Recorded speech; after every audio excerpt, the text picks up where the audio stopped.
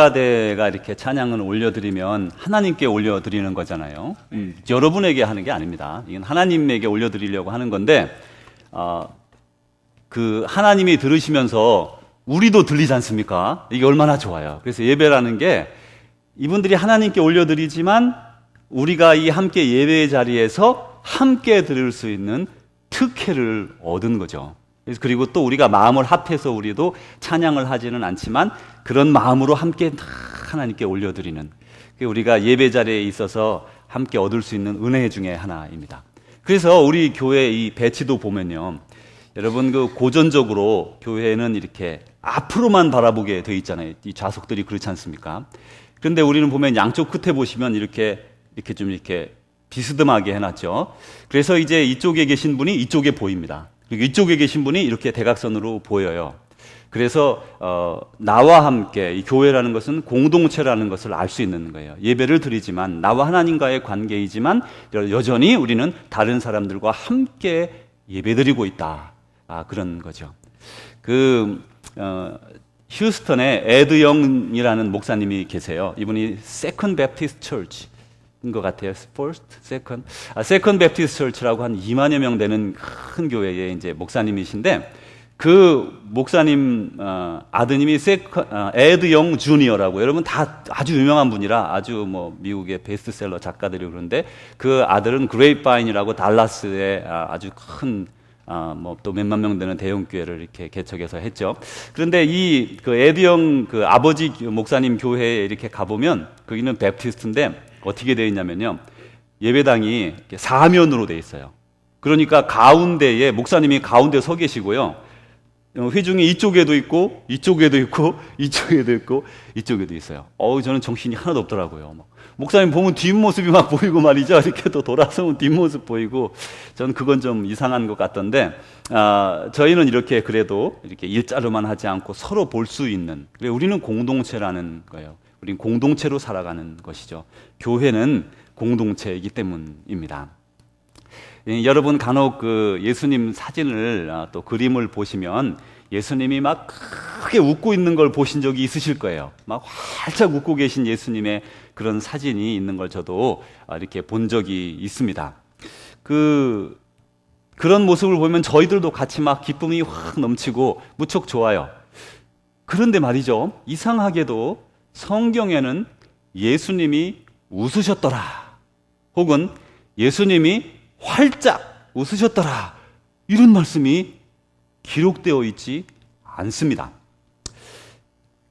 어떤 사람들이 이렇게 생각하죠. 예수님도 사람인데 안 웃으셨겠어? 그러니 웃으셨겠지. 이렇게 이제 우리가 추측을 해볼 수가 있는데, 이게 약간 위험한 면이 있어요. 왜냐하면 그 다른 감정의 표현이 많이 성경에 나와 있기 때문에 그래요. 예를 들면 주님은 노하셨다, 분노하셨다, 굶주림과 갈증으로 고통을 당하셨다, 심지어 여러 번 우셨다, 이런 말씀이 나온단 말이에요. 그러니까 성경에서 예수님의 감정에 대해서 표현을 안 한 게 아니라 이 말이에요. 그런 만큼 성경에 예수님이 웃으셨다는 말씀이 없다는 것은 무언가 시사해 주는 바가 있다고 생각이 듭니다. 그런데 예수님에 대해서 예언한 구약의 말씀이 이사야 53장 종의 노래라고 알려진 말씀이에요. 근데 여기에 보면 예수님은 많은 고초를 받고 멸시와 버림과 천대를 받았고 간고를 많이 겪었고 슬픔을 많이 당하였다, 이렇게 나와 있는데, 예수님이 그 말씀 예언된 대로 정말 고초를 많이 겪고 침뱉음 당하고 말이죠, 버림받고 그런 일들을 많이 겪었던 분입니다. 그래서 요한복음 8장에 보니까 예수님이 이제 이렇게 말씀하신 적이 있었어요. 아브라함은 나의 때 볼 것을 즐거워하였다, 이렇게 유대인들에게 말했더니 유대인들이 대뜸 하는 말이, 당신이 아직 50도 안 되었는데 아브라함을 보았느냐, 이렇게 말을 했어요. 그리고 여기에서 보면 예수님은 당시 나이가 30 갓 넘었습니다. 그런데 이 유대인들이 볼 때에 몇 살쯤으로 보인 거예요? 50 조금 안 된 사람으로 보인 거예요. 그래서 다시 말하면 예수님은 겉늙어 보였다, 이렇게 이제 우리가 한국말로 말할 수 있는데, 이 겉늙어 보인 예수님 고생을 많이 하셔서 그렇죠. 그래서 여러분 중에 혹시 겉늙어 보이는 분이 있다면 여러분, 예수님을 닮은 거니까 고민하지 마십시오. 아니, 제가 대학교 다닐 때요, 1학년 때 학교 가서 친구를 만났는데 이 아이가 저랑 똑같은 나이에 19인가 뭐 그렇게 입학하잖아요. 입학을 했는데 버스를 타고 둘이 가면요, 둘이 나이가 똑같은 19인데 50대 넘은 아저씨가 말이죠, 이 친구랑 저랑 딱 서 있으면 자리를 벌떡 일어서면서 아저씨 앉으시라고 제 친구한테 그랬다니까요. 근데 왜냐면 그 친구가 대학교 1학년 입학을 했는데 머리가 앞 가운데 절반이 없었어요. 그리고 얼굴도 좀 거뭇거뭇하니 이렇게 그래가지고요, 누가 봐도 이거는 65, 70은 다 돼 보이는 19살짜리가, 그러더니 그 친구가 회춘해가지고 말이죠, 지금은요 40대 뭐 미만으로 보인단 말이에요. 그러니 여러분이 나이가 많이 들어 보이거들랑, 남자야 뭐 많이 들어 보여도 결혼만 일단 하면 뭐 이제 결혼했으니까 이제 늙어 보여도 되겠죠. 그런 건 아니지만, 근데 여성분들이 좀 나이가 들어 보인다면 여러분 고민할 거 없어요. 나이가 좀 들어 보인다, 뭐 친구들끼리 놀러 갔는데 이분은 언니인가 봐요, 이러면 막 열을 받고 그러지만 그러실 필요 없어요. 왜냐하면 예수님을 닮은 거예요, 여러분들이. 남들은 모르지만. 그래서 예수님을 이왕 닮을 바에야 나이 들어 보이는 거, 건늙어 보이는 거 뭐 닮으니 좋죠. 그리고 예수님의 마음까지 닮아가지고 예수님처럼 성숙하고 그런 온전한 믿음을 가지는 그런 여러분 되시기를 축복합니다. 네, 이제 우리 인사 나누고 말씀을 나눌 거예요. 오늘은 애통하는 자는 복이 있다. 왜냐하면 저희가 위로를 받을 것이다. 우리는 지금 사실 살면서 웃으면서 살기를 원하고, 또 주님이 주시는 기쁨 가운데 주님과 동행하기를 원하는데, 지금 오늘 말씀은 애통하는 자는 복이 있나니 저희가 위로를 받을 것이다, 이런 말씀을 주고 있어요. 무슨 말씀일까? 우리가 인사를 나누고 계속해서 말씀을 나누겠습니다. 오늘 우리 다 같이 일어나셔서 10분 이상 우리 인사하시고 허그해 주시고, 또 이렇게 주님의 이름으로 축복합니다, 사랑합니다, 우리 깊이 안아주시고 이렇게 심장 소리를 느끼시고 그래 보세요.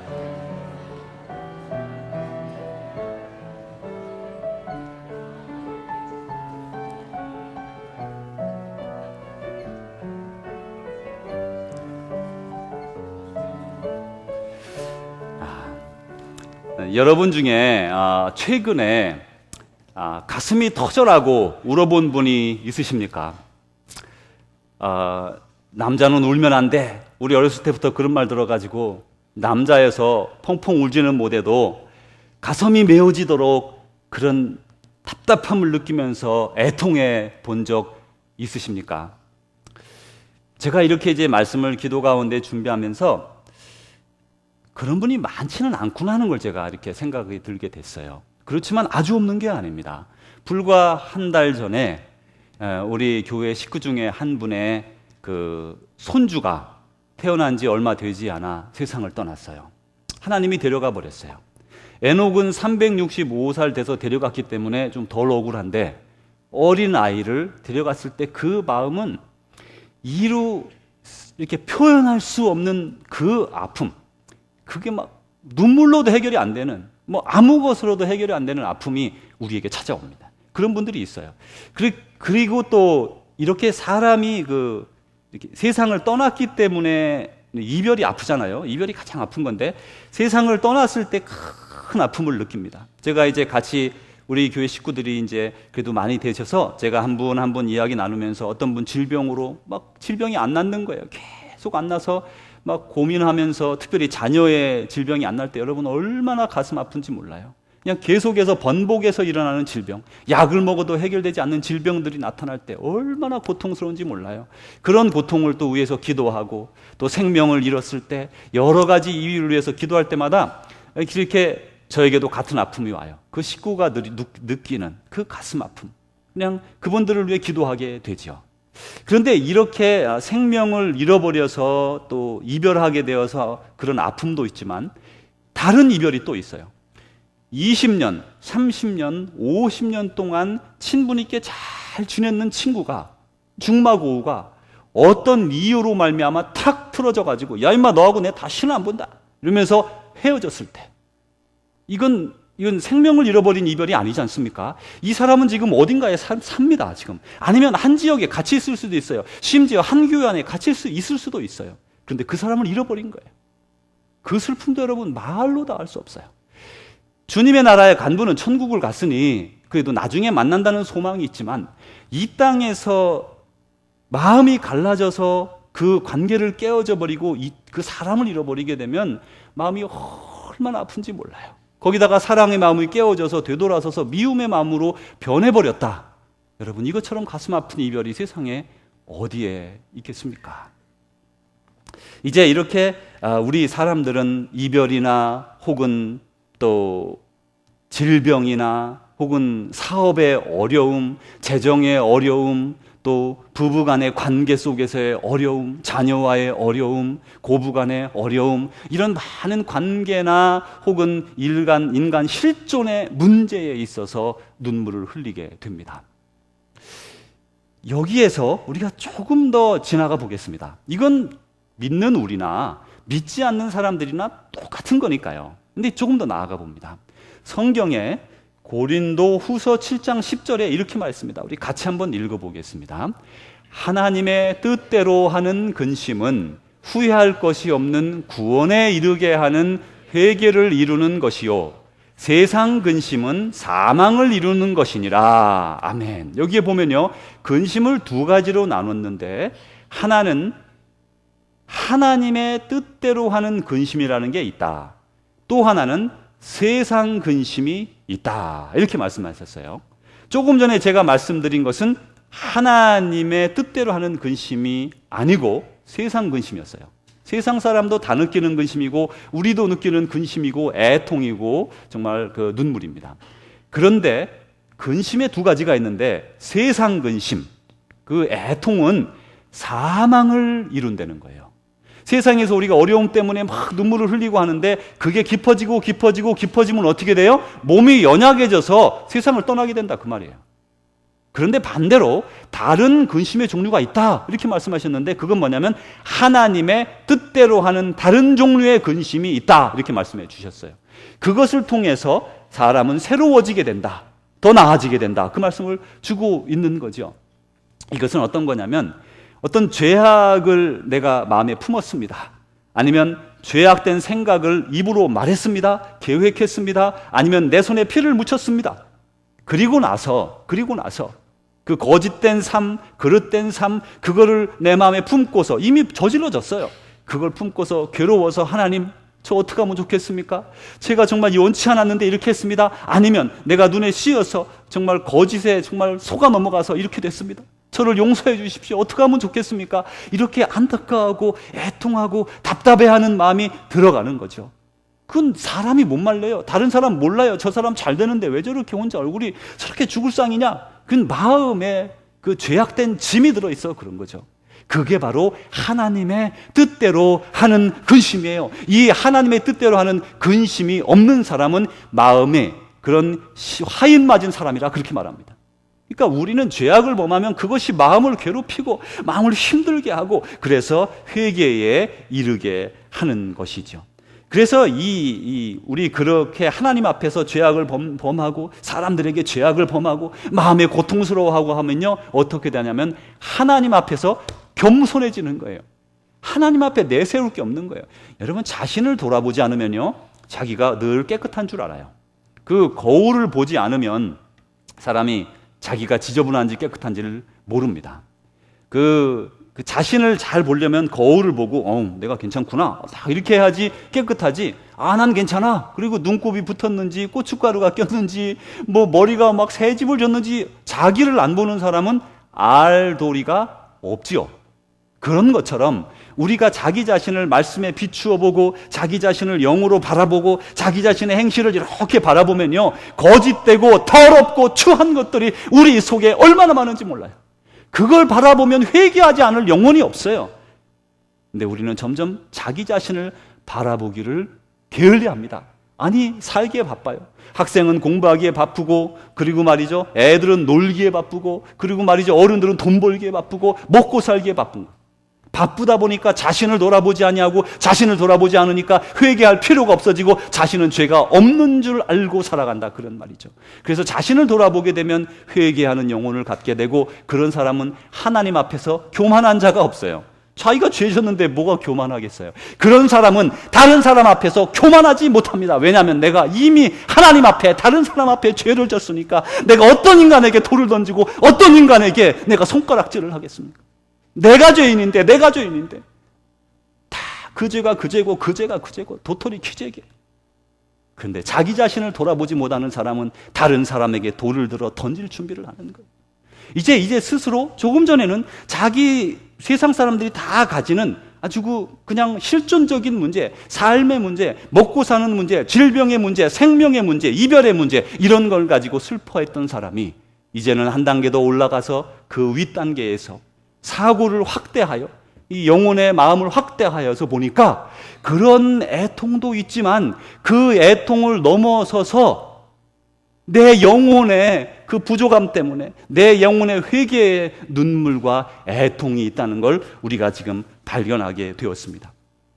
1930년대 초에 감리교의 한 목사님이 자기 교회 강단에서 말씀을 전하다가 갑자기 통곡을 하는 거예요. 말씀을 전하러 올라오셨다가 시작도 못하고 통곡을 하는 거예요. 그 사람들이 목사님이 왜 저러나 하고 이렇게 쳐다봤다고 그래요. 통곡이 끝이지를 않는 거예요. 통곡이 시작되어서 속에서 우는 겁니다. 그것도 그냥 훌쩍훌쩍 우는 게 아니라 대성통곡을 하는 거예요. 사람들이 이렇게 생각합니다. 목사님 왜 저러지? 집에 무슨 일이 있나? 사람들이 하나둘씩 자기들의 죄악을 깨닫기 시작합니다. 목사님이 바로 그래서 울었던 거예요. 자기의 죄악을 바라보면서 나 같은 인간이 무슨 목회를 한다. 나 같은 인간이 무슨 목사라고. 내가 여기서 무슨 말씀을 어떻게 전할 것인가. 그게 막 밀려오면서 어떻게 주체하지 못해서 예배를 다 눈물로, 그리고 모든 성도들이 다 회개의 도가니로 돌아서게 되고 이분이 그 이후로 이제 부흥회를 다니시게 됐어요.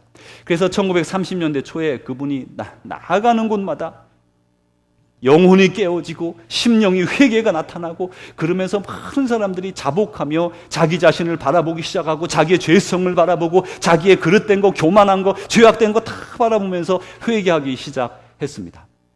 그리고 1930년대 초반에 그분이 몇 년 지나지 않아 몸이 허약해져서 돌아가시게 되었어요. 그분은 이용도 목사님이란 분인데 한국의 눈물의 선지자로 알려진 그런 목사님입니다.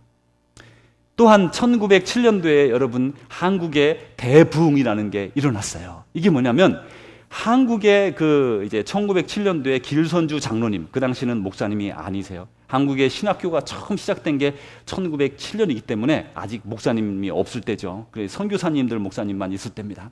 길선주 장로님이 평양의 장대현 교회에 1월 12일 날 이제 부흥회를 하는 가운데 거기에 회개의 그런 물꼬가 터졌습니다. 근데 그 전에 어떤 일이 있었는가 하면 1903년도에 강원도에 선교를 하러 갔던 그런 하디 선교사님이 계셨어요.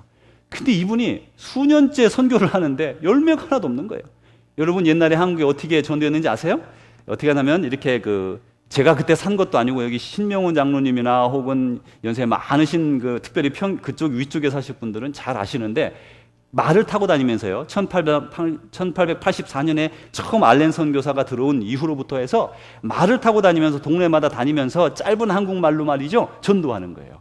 그래가지고 그 지역에 교회를 세우고 평신도 중에서 잘 이렇게 마음 있는 사람을 장로로 세워서 그 당시 장로는 지금의 전도사 같은 사람이었어요. 자기 일을 하면서 말씀을 전해야 됐어요. 그래서 전도사가 대신 장로님들이 다른 교회 말씀도 전하고 다니고, 그래서 그분이 사실 성경에서도 장로는 대부분 목사를 지칭하는데 한국의 장로는 초기에 다 전도사입니다. 전도사로 이제 이렇게 말씀을 전하며 이렇게 하게 됐어요. 근데 이 선교사님이, 이 하디 선교사님은 이 강원도에서 전도를 하는데 안 되는 거예요. 그래 괴로웠어요. 그래서 이제 괴로운 마음에 너무 괴로워하며 낙심되다가 이제 그 지역에 같이 모여가지고 선교사들이 우리 감리교, 장로교 선교사들이 함께 모여가지고 선교사들끼리 이제 기도회를 가졌습니다. 우리가 어떻게 하면 좋겠는가 이렇게 하면서 기도하는데 이 사람이 자기가 하디 선교사님이 한국에 선교하게 된 동기가 불순했다고 합니다. 그 내용은 잘 모르는데 자기 자신만 아는 거죠. 불순한 동기로 자기가 한국에 선교사로 온 거를 깨닫고 회개하면서 거기서 회개의 물꼬가 터지기 시작했어요. 그리고 1904년에 다시 그런 모임이 시작되고 이제 그런 선교사님들 간의 회개 운동이 한국에 일어나기 시작했습니다. 그러자 또 어떤 일이 일어났냐면 장대현 교회에 있던 그 성도님들 중에서 길선주 장로님을 중심으로 해서 사람들이 마음에 회개의 물꼬가 트기 시작했어요. 한국의 아주 교회에 유명한 게 새벽기도 아니지 않습니까? 새벽기도. 이 새벽기도는 공식적으로는 1907년도에 시작이 되었습니다. 어떤 사람이, 어떤 목사님이 밤에 넥타이도 자고 메고 잔다 하는데 그건 좀 정신이 나갔고, 넥타이를 왜 메고 자겠어요, 그죠? 빨리 일어나면 되지. 근데 하여튼 목사님들이 그만큼 새벽기도에 힘들어 해가지고 어떤 젊은 목사가 처음으로 이제 부목사로 가가지고 이 어떤 놈이 이렇게 새벽기도를 만들어가지고 우리를 못 살게 한다. 그래, 길선주 장로가 만들었다. 이렇게 길선주 목사님이 만들었죠. 이제 처음에는 사람들이 그 부흥회가 연초에 있었습니다. 1월 초에 있었는데 1906년 말부터 그 부흥회를 준비하면서 회개하면서 사람들이 막 기도하고 있을 때 시간이 없으니까 새벽에 모이기로 한 거예요. 그래서 새벽에 모이니까 사람들이 몇백 명이 모인 거예요. 그래서 길선주 장로님이 안 되겠다. 우리가 당회를 열어서 우리 선교사님들께 허락을 받고 이 모임을 가져야 되겠다. 이렇게 생각을 해서 허락을 공식적으로 받고 1907년대부터 시작하게 되는 거예요.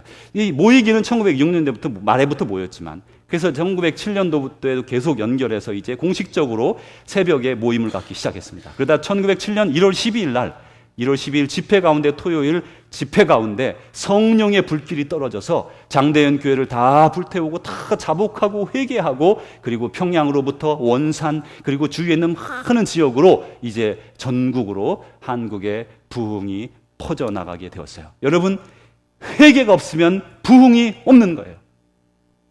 회개가 먼저 오는 것이고 회개한 심령에게 부흥이 많은 것입니다. 우리는 부흥을 원하지만 회개를 원치 않는 경우가 많이 있어요. 그러나 반드시 회개가 먼저 오고 그 빈 가슴 속에 하나님께서 부흥의 불길을 넣어주시는 것이지요. 사도 바울이 이렇게 고백한 적이 있습니다. 로마서 7장 19절입니다. 같이 한번 읽어보겠습니다. 로마서 7장 19절입니다. 내가 원하는 바 선은 행하지 아니하고 도리어 원하지 아니하는 바 악을 행하는도다. 사도 바울은 위대한 말씀의 선생이고 또 그리고 선교사입니다. 근데 이 사도인 분이 하는 말이 내가 원하는 바 선은 행하지 아니하고 내가 원하지 않는 바 악을 행한다라고 고백하고 있어요. 이게 무슨 말씀이에요? 내 영혼에서는 하나님의 법을 따르고자 하지만 내 육신의 법이, 이 본능적 법이 자꾸 세상의 법을 따라가서 여기서 갈등하며 고난하며 싸우는 자신을 바라보는 거예요. 마음은 원이 아닌데 지금 죄악을 범하고 있는 거예요. 돌아서 보니까 내가 또 죄악을 범했네. 하나님이 이 몸 어떻게 하면 되겠습니까? 정말 어떻게 하면 되겠습니까? 좌절하고 낭망하고 제가 선교사입니다. 제가 지금 이제 사도입니다. 제가 이래서 해야 되겠습니까? 돌아서서 또 죄를 범하고, 그 죄라는 게 밖으로 드러나는 남을 어떻게 해야 하고 그런 죄가 아니에요. 자기 스스로 아는 하나님의 말씀대로 살아가지 아니하고 때로는 교만하고 때로는 다른 사람에게 사랑을 베풀기를 게을리하고 그런 많은 것들이 다 포함된 죄악이 자꾸 떠오르는 거예요. 그래서 이 사도 바울이 왜 갈등하는가 하면 이 싸움이 언제 끝나느냐? 우리가 이 땅을 떠나는 때에야 싸움이 끝나는 거예요. 아무리 영적 스승이라 할지라도 하루 이틀 게을리하면 언제 사단이 들어와서 그 마음을 뺏어갈지 모르니까 늘 주님 앞에 자신을 주님 앞에 내어놓고 살아가야 되는, 그 힘겨운 싸움을 일평생 해야 되니까 오호라 나는 곤고한 사람이로다 누가 나의 이 사망의 몸에서 나를 구원할까? 이렇게 그가 슬퍼하며 비참하게 부르짖고 있는 것이에요. 여러분, 우리는 가끔 구원의 기쁨에 취해서 그 구원이 너무 좋고 은혜가 너무 좋으니까 회개를 잃어버릴 때가 있습니다. 회개가 없으면 영적 부흥을 우리는 깨달을 수 없어요. 우리는 우리 자신의 죄에 대해서 아무리 더 크게 애통하고 더 크게 슬퍼해도 지나치지 않습니다. 여러분, 자신의 죄악을 아주 작은 것까지도 철저하게 슬퍼하십시오. 그것이 태워져야 우리는 온전해지게 됩니다. 애통한다는 것은 심령이 가난한 데서 필연적으로 따라오는 거예요. 심령이 가난하면 내가 하나님의 거룩을 대하고 살면 나의 더러움이 나타나고, 나의 더러움은 내 인간 스스로 해결할 수가 없으니 영혼이 가난해지는 것이죠. 그리고 그것 때문에 울게 되고 그것 때문에 애통하게 되는 것이에요. 그래서 오늘 자신을 바라보면서 통탄하면서 나는 왜 이렇게 아직도 거짓된 삶을 살아가는가? 내가 왜 그랬을까? 혼자서 가슴을 치며 통탄합니다. 나는 왜 화를 잘 내는 걸까? 내 성질은 왜 이렇게 못됐을까? 왜 나는 나 스스로를 억제할 수 없을까? 나는 왜 이렇게 교만한가? 나는 이렇게 불친절하고 시기심이 많은가? 나는 왜 악한 생각을 종종 품는가? 나는 도대체 왜 그럴까? 그런 마음을 우리가 가지면서 새롭게 결심해보지만 또 넘어져 있는 자신을 바라보고 또 넘어져 있는 자신을 바라보면서 우리는 절망하고 애통할 수밖에 없게 되는 거죠. 그것을 초대교회 때에서는 삼중의 길이라 불렀어요. 우리가 하나님께 나아가는 길을 삼중의 길로 분류했는데 첫 번째는 정화의 길입니다. 이것은 우리 자신이 깨끗해져서, 그러니까 애통함으로 말미암아 우리 자신이 깨끗해지면, 그리고 나면 바로 조명의 길이 비춰지는 거예요. 더럽고 지저분하고 회개하지 아니하고 교만하고 그 악한 영혼에게 조명을 비춰봐야 그 악이 다 가려서 하나님께 나아갈 수가 없어요. 회개하고 애통하고 하나님께 나아가는 영혼을 깨끗게 해주시고 그에게 하나님의 빛을 비추어 주셔서, 말씀의 빛을 비추어 주셔서 그분을 어디로 인도해 주세요? 하나님과 하나가 되는 일치의 길로 인도해 주시는 거예요. 이 땅에서도 하나님과 하나가 되어 살아가고 하나님 나라에서는 더더욱이 하나님과 온전히 하나가 되어 살아가게 되는 것이죠. 그래서 이 세 가지 길의 첫 번째 길은 무엇입니까? 애통하는 정화의 길이라는 그런 것입니다. 자, 이제 우리가 한 번 더 사고를 확대하겠습니다. 우리의 영혼을 확대할 거예요. 처음에는 인간 본질의 문제, 실존의 문제, 그걸 가지고 먹고 사는 문제, 그 문제를 가지고 슬퍼하는 게 인간이고 그거 가지고 애통하는 게 사람들의 문제입니다. 그런데 그 이후에 우리는 우리 마음속에 있는 죄악된 것 때문에 하나님 앞에 애통하고 슬퍼하는 우리의 사고가 더 넓어지고 높아졌어요. 이번에는 나 자신만 바라보는 게 아니라 내 옆에 있는 사람들의 죄악과 고통과 아픔을 바라보면서 우리는 애통하는 것을 바라보게 될 것입니다. 참된 성도는 자기 자신뿐만 아니라 형제, 자매, 그리고 이웃 혹은 세상의 죄악 때문에 애통합니다. 어떤 사람들은 예수 믿는 사람들이 나만 잘 믿고 천국 가고 복 받으면 된다 이렇게 생각하는데 정말 그건 어리석은 생각이에요. 그건 정말 잘못된 생각이에요. 그릇된 생각입니다. 우리 기독교를 믿는 그리스도인들은 사회와 세계를 관심 있게 바라보는 그런 사람들이에요. 세상과 사회는 관심 없고 나만 잘 먹고 잘 살면 된다라고 하는 이기적인 무식한 그리스도인이 아니라 세상을 바라보면서 세상의 그런 모든 방향을 바라보며 함께 기도하는 그런 이타적인 사람들이 바로 우리 성도들이다, 그런 말입니다. 세상의 사람들은 신문을 이렇게 보면서 그러면서 욕하고 지적하고 심판하고 판단합니다. 그렇지만 성도는 그 악을 행하는 사람을 보면서 눈물을 흘리고 애통하고 기도하게 되고 그를 위해, 세상의 온전함을 위해 기도하게 되는 것이죠. 세상에는 죄악이 널리 퍼져 있습니다.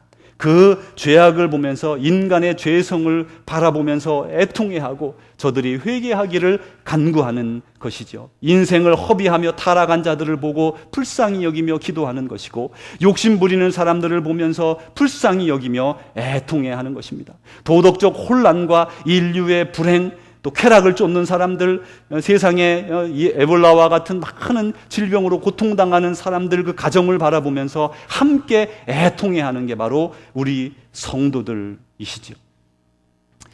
여러분, 우리는 공동체 속에 살아갑니다. 공동체라는 말 속에는 하나님의 마음, 그래서 사랑과 공의가, 인자와 자비가 그 속에 들어있는 거예요. 여러분, 우리는 공동체입니다. 이쪽에 계신 분들은 이를 눈만 돌리면 다 이쪽에 있는 분들이 보이고 여기 있는 분들도 이렇게 다 서로 보이는 거예요. 다 서로 같이 가는 거예요. 여러분이 이제 한국의 어떤 무당 중에 혹은 점치는 사람들 중에 유명한 사람을 여러분 이렇게 들어본 적이 있을 거예요. 점쟁이. 그래가지고 이 사람들은 아주 그냥 귀신 같은 점쟁이, 여러분 그런 거 들어보셨죠? 너는 이번엔 동쪽으로 가면 안 된다. 너는 물을 조심해라. 너는 불을 조심해라. 여러분, 불은 늘 조심해야 돼요. 여러분, 전기도 조심하고, 뭐 그 사람들 말 안 해도 우리는 늘 조심합니다. 이렇게 이제 그런 기가 막힌 사람이 있어요. 한국에 진짜로 있어요. 막. 근데 그 사람들 보면요, 도시락 싸가고 다니면서 짜장면 시켜 먹으면서 라인에 서 있어야 돼요. 안 그러면 오늘 못 만나니까. 지금 나는 우리 애를 어느 학교에 보내야 될지, 뭐 아니면 어디에 투자해야 될지 말이죠. 막 그런 거 해야 되니까 줄 서서 쫙 기다리는 그런 장사진 치는 그런 점쟁이 그 집 앞에, 무당 앞에 있다고 생각해 보십시오. 지금 내 마음에 소원이 있어요. 그걸 그 무당하고 해결해서 지금 해결을 받으려고 해요. 어떤 믿는 사람들은 내 문제가 있어요. 그 문제를 해결하려고 하나님 앞에 왔어요. 다른 사람, I don't care. 다른 사람 관계 없어요. 지금 나는 하나님하고 관계해서 구원 얻고 축복받고 건강하고 하나님 믿고 하나님 이렇게 살다가 가겠습니다. 유사하죠? 보십시오. 무당집 앞에 줄 쫙 서 있는 사람들, 막 점심까지 막 짜장면 시켜 먹으면서 기다리는 사람들, 앞에 사람하고 뒤에 사람하고 관계 있습니까? 없습니까? 없어요. 앞에 사람 뒤통수만 보이고 뒤에 사람 누군지 몰라요. 관계 없어요. 이 사람하고 나하고 관계 없어요. 이제까지 한 300명 서 있었어요. 아침부터 저녁까지. 이 300명 무슨 관계 있습니까? 없습니까? 없어요. 거기에 관계 없어요. 나하고 무당하고 관계가 있는 거예요. 나만 잘 되면 되는 거예요. 그게 자기 축복만 찾는 사람과 공동체로 모인 우리 교회와의 판이하게 다른 것입니다. 우리는 서로 붙잡아주고 도와주고 일으켜주고 함께 나아가는 공동체라는 거예요. 이 공동체, 그래서 우리가 함께 울어주는 거예요. 나에게는 지금 슬픔이 없고 나에게는 죄악이 없다고 할지라도 내 옆에 있는 사람이 슬퍼하고 어렵고 아프고 다치고 고통 가운데 있다면 누가 울어주는 거예요? 내가 울어주는 거예요. 왜냐하면요, 그 사람은 이미 어쩔 때는 죄악에 눈이 가려서 스스로를 못 볼 때가 있어요. 그런 유혹에 빠질 때가 있어요. 그럼 누가 도와줘야 돼요? 내가 도와줘야 된다, 그 말이에요. 내 옆에 사람이 아프기 때문에 내가 도와주는 거예요. 우리는 한 공동체에 있으니까 그런 거예요. 여러분, 주기도문을 보십시오. 주기도문에는 하늘에 계신 나의 아버지 그러지 않고 우리 아버지 이렇게 시작하죠. 이 주기도문에 보면 하늘의 것과 땅의 것을 두 가지로 이렇게 구분해서 기도를 하는데, 이 땅의 것을 구할 때 처음에 구하는 게 뭡니까? 우리에게 일용할 양식을 주옵시고, 이렇게 이제 예수님이 기도하라고 말씀해 주셨는데, 우리는 그거를 많은 경우에 이렇게 읽습니다. 나에게 일용할 양식을 주옵시고. 남들 I don't know. 다른 사람들 하나님 몰라요. 하여튼 나는 먹여주세요. 나는 잘 살아야겠어요. 이렇게 읽었어요, 우리가. 그런데요, 예수님 마음은 그게 아니라 그 말이에요. 예수님은 우리에게 일용할 양식을 주옵시고, 하나님 저 오늘 먹을 거 먹습니다. 그런데 보니까 내 이웃의 옆집에 개똥이네, 먹을 게 없어요. 하나님 제가 주겠습니다. 개똥이네 집도 먹여주십시오. 그게 바로 그 기도 속에 들어있는 공동체적 기도라는 거예요. 주기도문은요, 나 자신을 위한 기도가 아닙니다. 주기도문은 우리 공동체가 하나님 앞에 어떻게 살아갈까에 대한 공동체적 기도라는 거예요. 여러분, 우리는 혼자 살아가지 않습니다. 공동체로 살아가고 하나님 안에서 내 자신은 괜찮을 때에 내가 다른 사람을 위해 울어주는 거예요. 나 다른 사람이 죄악 가운데 있을 때 그를 위해 슬퍼해 주는 거예요. 교회에서 미움이 발생하는 것은 그를 위해 애통하기보다는 그를 남으로 여기고 미워하게 되는 미움의 사탄이 작용하게 되는 거예요. 우리는 스스로 다시 한번 자신을 돌아보면서 어떻게 나아가야 될까, 우리는 스스로를 돌아봐야 됩니다. 존 웨슬리가, 목사님이 이렇게 말했죠. 온 세계는 나의 교구다. 그분은 영국 목사님이거든요. 그런데 그분이 미국의 조지아 사바나에도 오시고 해서 전도 여행도 많이 다녔어요. 그분이 온 세계는 나의 교구다. 저와 여러분도 마찬가지예요. 우리는 우리 교회 사람만 서로 사랑하고 우리 교회 사람만 케어하고 도와주고 뭐 아껴주고 그러는 게 아니에요. 우리 교회 식구들뿐만 아니라, 아마 교회 식구들끼리는 당연히 그래야 되겠죠. 우리 교회 식구들과 더불어 온 세상에 있는 많은 사람들에 나아가 우리가 그들을 우리의 이웃으로 여기고 형제자매로 여기고 사랑해주고 기도해주고 아껴주어야 되는 거예요. 그래서 예수님이 마태복음의 산상수훈에서 우리에게 말씀하신, 이따 나중에 나오지만 내 원수를 위해 기도하라. 여러분, 어떻게 원수를 위해 기도할 수 있어요? 그 원수가 밉지요. 그러나 미움에 앞서서 하나님이 그들도 우리에게 준 이웃으로 여기고 그들이 올바로 돌아서기를 기대하면서 그들을 위해 기도해 주라고 하는 것이고, 그들을 미워하지 말고 원수를 사랑하라는 것이에요. 왜냐하면 그들을 내 식구로 여기고 내 형제로 여길 때에만 그게 가능해지는 것입니다. 사랑하는 성도 여러분, 사도 바울이 이렇게 고백합니다. 오호라, 나는 비참한 사람이로다. 이 사망의 몸에서 누가 나를 건져내랴. 우리는 스스로 절망하고 좌절하고 애통합니다. 우리 모두 그런 죄악 가운데 살고 있고, 그걸 회개하고 또 다른 사람을 위해 기도하는 그런 널리 우리 마음을 넓혀야 합니다. 우리가 이제 공동체 속에서 살아가면서 우리는 교회 공동체, 믿음의 공동체에 살아가는 사람들이에요. 여러분, 옆에 사람 누군지 다 보이시죠? 한번 지금만 보세요. 내 옆에 누가 있나? 이 사람이 누구지? 이 사람 요즘 어떻게 살지? 배고프지는 않나? 자녀가 아프지는 않나? 가정에 문제는 없나? 여러분 살펴보세요. 우리는 다 이렇게 같이 살아가는 거예요. 그런데 여기서 조금만 더 눈을 넓혀 보십시오. 이제 세상을 둘러보려고 그래요. 우리가 주일날 교회에 모여서 서로 아껴주고 사랑하고 세워주고 훈련받고 세상으로 나아가게 되는데, 주님께서는 우리에게 뭐라 그러셨냐면, 너희는 세상의 빛이요 세상의 소금이다 그랬어요.